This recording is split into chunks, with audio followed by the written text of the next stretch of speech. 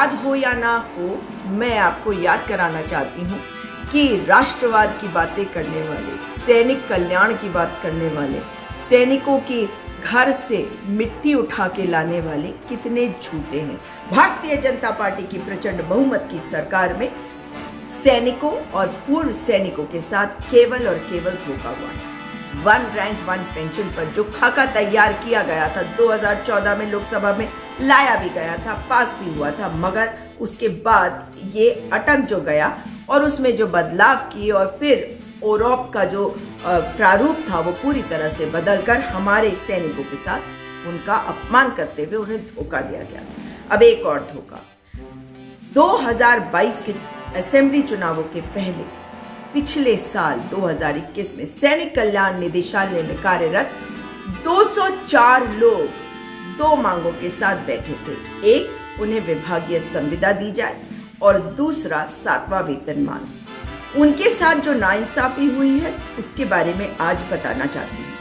आपको बता दूं कि अगर इनको आप 3 कैटेगरीज में डाल दे तो एक कैटेगरी होती है सहायक अधिकारी, क्लर्क, ड्राइवर। ये करीबन 85 है और इनको विभागीय संविदा पे रखा जा चुका है। इसके अलावा जिन लोगों को 24 मार्च 2011 के पहले 4th क्लास एम्प्लॉइज के रूप में रखा गया, इनको अभी भी विभागीय संविदा नहीं मिली है और कभी भी इनको एक दूसरी चिट्ठी आ जाएगी, उसके बारे में अभी आपको बताऊंगा। मगर जो तीसरी कैटेगरी है और ये है 24 मार्च 2011 के बाद जिन लोगों की नौकरी लगी सैनिक कल्याण निदेशालय में, उनके साथ क्या हो रहा है, और ये भी 4th क्लास एम्प्लॉइज। सबसे बुरी मार इन्हीं को क्यों, इनके साथ जो हुआ है वो मैं आपको आज बताना चाहती हूँ। इनको ये कहा गया था कि 2018 में एक जियो आया था कि इनको जब इनकी विभागीय संविदा खत्म हो जाएगी तो उपनल के माध्यम से 11 महीने के कॉन्ट्रैक्ट पर रखा जाएगा जो पद रिक्त होंगे। लेकिन ये केवल उन पदों के लिए था, जैसे कोई रिटायर हो गया, जिसने छोड़ दिया, वो पद रिक्त हुए उनके लिए। लेकिन जो ऑलरेडी काम कर रहे थे 24 मार्च 2011 की तारीख के पहले, जो पहले उनके साथ अभी कुछ नहीं हुआ, उनके साथ नाइंसाफी ये बाद में करेंगे क्योंकि हिस्सों में करते हैं, बांट के करते हैं। इसी को डिवाइड एंड रूल कहा जाता है। अब 24 मार्च 2011 के बाद वाले जो क्लास 4 एम्प्लॉइज हैं उनको अब क्या उन पर दबाव डाला जा रहा है। जैसे अगर किसी की नौकरी जो है उसकी विभागीय संविदा दिसंबर 2022 में ख़त्म होती है या जनवरी 2023 में ख़त्म होती है तो उन पर ये दबाव डाला जा रहा है कि तुम्हारे 2 साल की संविदा पूरी हो गई है और अब उपनल के माध्यम से आपको आना होगा। तो उपनल के माध्यम से तो पहले भी आ रहे थे, बिल्कुल उपनल के माध्यम से पहले भी आ रहे थे। और आपको बता दूं कि जब उत्तराखंड राज्य बना था उत्तर प्रदेश से अलग होने के बाद, तो और कोई रास्ता जब नहीं मिला था तो उपनल के माध्यम से इनको नौकरी पे रखा गया।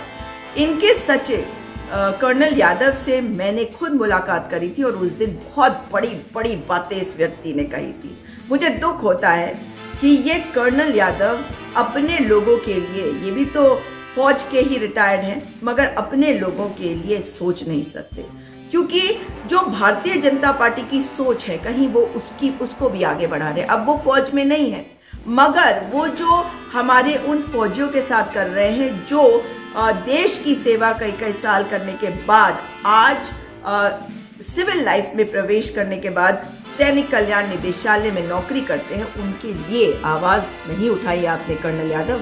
आपने मुझे कहा था आज शाम तक हो जाएगा और मैंने आपको कहा था कि मैं आपको आके धन्यवाद करूँगी। आपने बहाना दिया था कि क्योंकि उपनल वाले मैटर में सरकार माननीय उच्चतम न्यायालय में एसएलपी दाखिल कर चुकी है, क्योंकि उच्च न्यायालय ने आदेश दिए थे कि इनकी सैलरी में से जीएसटी नहीं लगनी चाहिए और 3 बातें कही थी, उसमें अभी नहीं जाऊंगी। लेकिन आपने इनको 7वां वेतनमान किसी भी तरीके से देने के लिए कहा था, मगर सैनिक कल्याण के मंत्री गणेश जोशी ने इनको अपने घर में बुलाकर धमकाया भी था और उसके बाद इन्हें अपमानित करके इनके घरों में भेज दिया था कि अब तो कैबिनेट में ये मामला आ गया, अपने घर जाओ।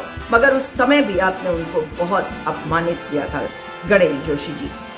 लेकिन यही तरीका है आपका। आप भूल गए अपने फौज के दिन, क्योंकि आपने फौज में कैसे और कितने दिन बिताए ये आपने आज तक नहीं बताया। आपने फौज क्यों छोड़ी और कैसे छोड़ी ये आज तक नहीं बताया। तो अब जो लोग 24 मार्च 2011 के बाद लगे हुए हैं उनको एक चिट्ठी आई है, और ये चिट्ठी 30 नवंबर 2022 को जारी की गई। और जो नए ब्रिगेडियर अमृत लाल वहाँ के निदेशक बनाए गए हैं, उन्होंने इसमें क्या लिखा है। उन्होंने इसमें उन लोगों को जिनकी विभागीय संविदा समाप्त हो रही है उन पर जोर लगाते हुए कहा है। विभागीय संविदा में इन्हें बहुत सारे पर्क्स मिलते हैं, लेकिन उन पर्क्स को ख़त्म करने के लिए इन्होंने कहा है कि अब उपनल के माध्यम से आओगे और 11 महीने के कॉन्ट्रैक्ट पे आओगे, जिसकी सैलरी 25,000 है। अब अगर वो इस कॉन्ट्रैक्ट को साइन करेगा, पहले भी उपनल के माध्यम से आ रहे थे, क्योंकि पहले भी ये लोग साइन नहीं करते थे। जो सैनिक कल्याण है ये उन्हें विभागीय संविदा देते थे, मगर सिग्नेचर्स होते थे उपनल के जो अधिकारी हैं उनके। तो अब इनको कहा गया है कि 11 महीने के बॉन्ड पे आपको रखा जाएगा। और आप अब इनके साथ क्या हो रहा है, 25,000 की सैलरी जिसकी थी उसको कहा जा रहा है कि 9,500 से 10,000 के बीच की सैलरी होगी, 11 महीने का बॉन्ड होगा। और ये करने वाले वो हैं जिनको अभी अपने पद पे आए हुए 3 महीने भी नहीं हुए हैं। ब्रिगेडियर अमृत लाल, कहाँ तो 5वां और 6ठा वेतनमान मिल गया और 7वें वेतनमान की बात हो रही थी, और कहाँ अब शासन की ये चिट्ठी आई है कि उपनल के थ्रू आप लोगों को रखा जाएगा, 11 महीने का बॉन्ड होगा और तनख्वाह 25,000 थी, अब 9.5 से 10,000 रुपए तक हो जाएगी। 36 लोग अफेक्टेड हैं और 3 महीने भी नहीं हुए जिसको आए हुए, यानी कि ब्रिगेडियर अमृत लाल को, जो अब निदेशक है सैनिक कल्याण बोर्ड के, वो इस तरह का आदेश दे रहे हैं। किसके दबाव में? भारतीय जनता पार्टी का मुखपत्र बनके आप इस पत्र को लिख रहे हैं, बड़े दुख की बात है। ब्रिगेडियर अमृत लाल जिस तरीके से आज सैनिक कल्याण निदेशालय में जो सबसे लोएस्ट रंग है, यानी कि क्लास 4 एम्प्लॉइज, उनमें 2 तरह का विभाजन कर चुके हैं, जिनकी नौकरी 24 मार्च 2011 के पहले लगी और जिनकी नौकरी 24 मार्च 2011 के बाद। जो लोग 2011 के बाद आए हैं उनके खिलाफ ये चिट्ठी है, और इस वक्त ये 36 परिवार परेशान हैं। आपको लगेगा केवल 36 है, यही तो सरकार भी चाहती है, क्योंकि अभी तो उनको चिट्ठी आनी बाकी है जो 24 मार्च 2011 के पहले लगे हुए हैं। उनको भी इंतज़ार करना चाहिए, लेकिन सब आज परेशान हैं कि हमें भी ये चिट्ठी आ सकती है। तो ये तो बताइए कि पिछली बार हमारे साथी सैनिक कल्याण निदेशालय के प्रांगण में बैठकर आपके विरोध में नारे लगा रहे थे, तब सरकार इलेक्शन मोड में जा रही थी और लग रहा था कि इन्हें हम संभाल लेते हैं, इन्हें झूठ बोल देते हैं। अब अगर ये दोबारा से आते हैं और सैनिक कल्याण निदेशालय में पिछली बार 204 के प्रतिनिधि थे, अब की बार 36 प्रतिनिधि होंगे, और 36 के 36 अगर आते हैं तब क्या करेगी ये सरकार? ये सरकार सैनिक विरोधी है, ये सरकार सेना विरोधी है, ये सरकार केवल ढोल पीटती है। बयानवीर, घोषणावीर, प्रसार जीवी, प्रचार जीवी मुख्यमंत्री श्री पुष्कर सिंह धामी, ये बताइए कि आखिर क्यों कर रहे हैं इतना बड़ा अन्याय और इस प्रकार से उत्पीड़न हमारे पूर्व सैनिकों का? सैनिक के बेटे हो कहते हो और बार बार प्रचारित करते हो, मगर पूर्व सैनिकों का किस तरह से अपमान करते हो ये हर सैनिक देख रहा है और आपको पहचान रहा है कि आप केवल भ्रष्टाचारी हो, आप केवल सत्ता में आने के लिए कुछ भी करने वाले हो, जनता के लिए कुछ नहीं करने वाले हो।